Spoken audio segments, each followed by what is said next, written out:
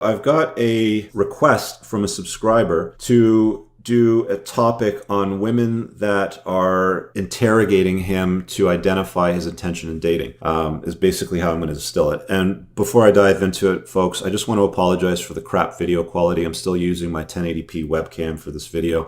Anyway, so he sends me a screenshot here. I'm just looking for it. Okay, so they're having a conversation. They've exchanged some pictures back and forth, and he goes to carry on, and then she says out of the blue, so what exactly are you looking for? And he says, to date, you. Question mark, basically, is what he's saying. To date, comma, you. And then she goes, are you looking for a relationship or just fun?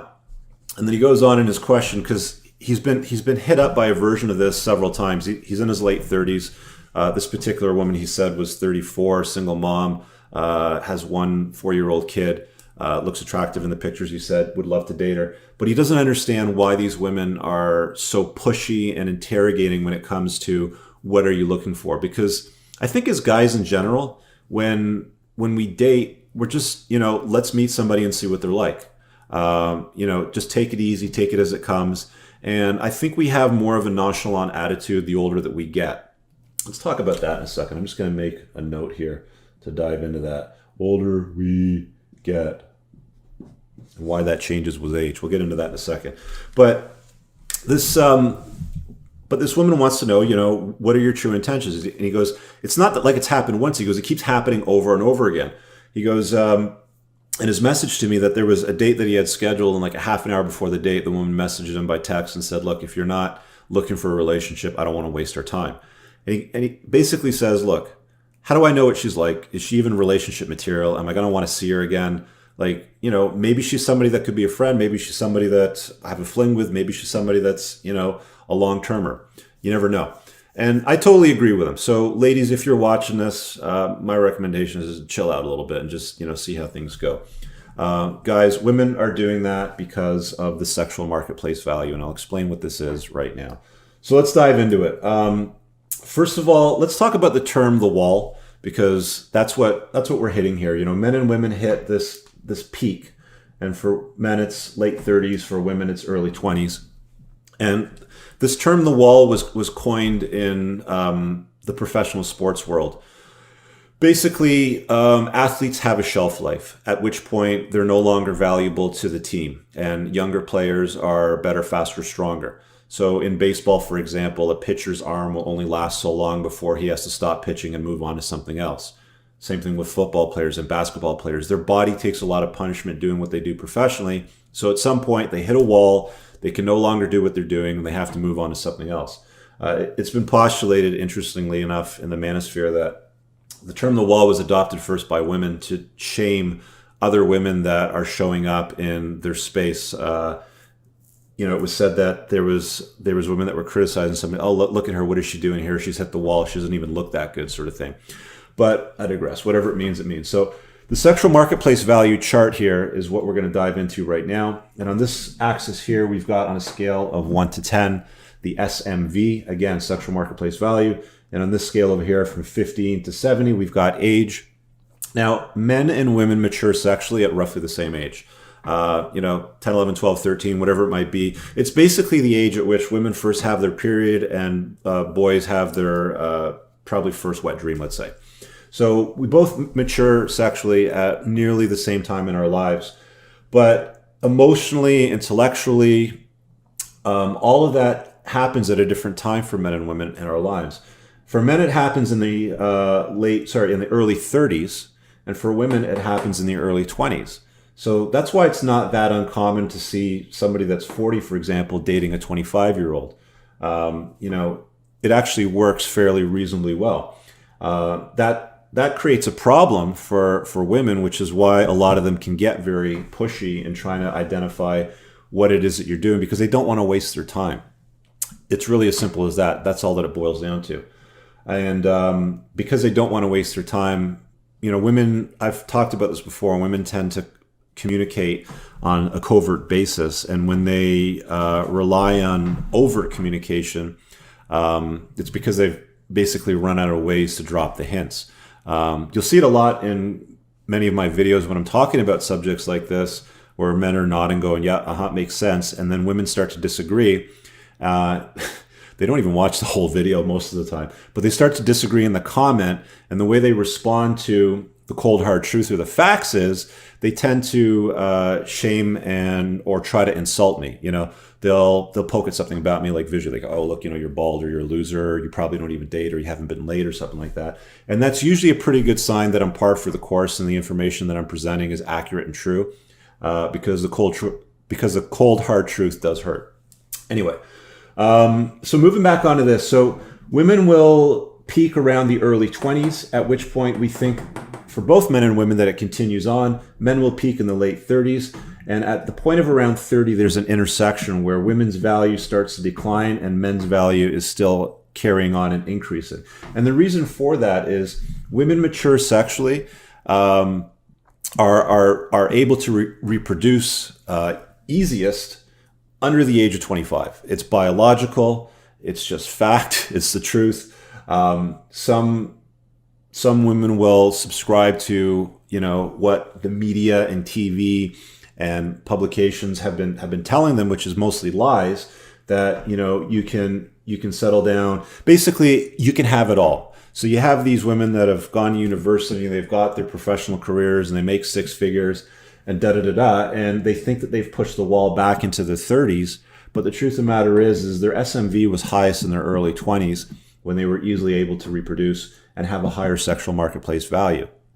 Men, it doesn't really change much until the 40s, at which point it also declines. But men can have children, well into their 40s. They're sexually able to have children at that age without a hell of a lot of trouble. But for women, their ability to have children declines rapidly after the age of about 25. And after the age of about 40, it's pretty dangerous for them to try to carry a term of pregnancy. Not that it doesn't happen. There's women out there that have done it. But it can be fairly dangerous for an older woman to have or to carry the term of pregnancy. So that's why those bell curves have shown up there. Now, there's this dotted line which I've drawn here, which is basically the lie that men and women tend to believe. We both believe that our sexual marketplace value is a lot higher than what it truly is, and it's a fictitious line. Okay, it's artificial, and the reason for that is the overvaluation that we get from cues like social media, the Sex and the City TV shows, dating sites, and how we're lied to. And I'll explain that. So social media, for example, if you go to Instagram, you could very easily find, an attractive 40-something-year-old woman that's divorced, has some kids, is a fitness competitor, takes care of herself, physically with nutrition and rest and all that sort of stuff. But the truth of the matter is that photograph that she's posting in that tiny little low resolution 2.5 by 2.5 window on social media can garner 1,000 likes, a whole bunch of comments from men and women. You go, girl, will be what the women will say. And the guys will say something like, oh, you're gorgeous, you're beautiful, I can't wait to see you, da-da-da-da. Let's go out, I private message you. And they get hammered, they get showered on social media with attention. So they think that their value is considerably higher than what the truth of the matter is. I mean, the reason why this woman, my friend, was pushing you, because even though she's 35 and she's gorgeous and she's got a very high level of attraction, she truthfully knows that her SMV has declined and that it's not really up here. Even though she believes it, she probably has a nice Instagram collection of photographs. She's probably seen the Sex and the City series and believes that those three, was it 3 women or 4 women? I don't know. Anyway, that those women can be, do, and have it all. But the truth of the matter is the women in that show were well past their prime. They were into their 40s. If they were in their 20s, that show would be a little bit more believable, but it's artificial to believe the stuff that you see on television is truthful. Dating sites are a great example of how it artificially rises or increases sexual marketplace value or the perception of it. You can take a woman that's like a 7 or 8 out of 10, for example, who can post a profile on a dating site, and 2 weeks later, she'll probably get 500 messages. I'm not even kidding, guys. If you ask a attractive female friend how online dating works, you'll see for yourself it's true. Women, it's true. Post a comment below and let the guys know. But basically, they can get hammered with a ton of messages, which leads them to believe that their sexual marketplace value is higher than what it is, that they're spoiled for choice, that they can choose anything that they want out there. And they can. They truthfully can. But they're hardwired Their internal biology, their hardwiring is telling them to find, secure, and settle down and look for safety. You know, guys tend to play to win, and women play not to lose. And that's not a derogatory statement or anything like that. That's just how our biology works. That's how we're designed. We're also lied to other ways through advertising, the cosmopolitan magazines, the blah, blah, blah. You know, it's like the you go girl, you can have it all sort of thing. And you've got a demographic of women that are these highly successful, overworked, overstressed, probably divorced with a couple of kids that are trying to push their sexual marketplace value up here when it's realistically already declined. Now, these things move back and forth. You know, I might have mentioned this before in another video, but they're not static. Sexual marketplace value is not necessarily fixed at 23 and 39. If you take care of yourself, good nutrition, good choices, good eating habits, good rest, all that sort of stuff, you can push it back a bit. The things that can take away from SMV are really bad lifestyle choices: obesity, drinking, partying, smoking, being a single parent, working way too much, stuff like that. So these things are not, you know, static lines in the sand. They can be, you know, people can hit the wall earlier or they can hit the wall a little later in life. Now, to talk about this point over here with the older we get as men, as you can see by these, you know, two bell curves here, men learn after the age of about 30 that their value is higher. You know, we start to see the opportunity to date younger women that had previously ignored us.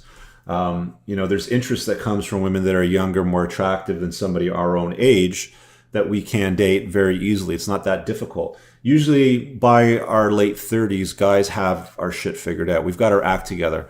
We've got lifestyle choices that work. We've got a house probably paid off. You know, we own toys, cars, you know, things like that. We're able to travel, take vacations. You're basically more spoiled for choice as a man the older that you get when it comes to the dating pool than you are for women, which is why some of these women get very, very pushy, because even though they think they're up here, they know that their value is truthfully down over here. So guys are less, like, we're not desperate when it comes to the dating pool at that age. That's why we're not asking women ourselves, so what are your true intentions? You know, what are you looking for? What exactly are you looking for is what that screenshot said. You'll never see a guy that'll text a woman that'll go, what exactly are you looking for? It doesn't usually happen unless they've got fairly low sexual marketplace value and they're unattractive. They don't bring a lot to the table. They might get pushy, but men tend to be more spoiled for choice the older they get. And again, it does start to die off for men as well. The bell curve does go down.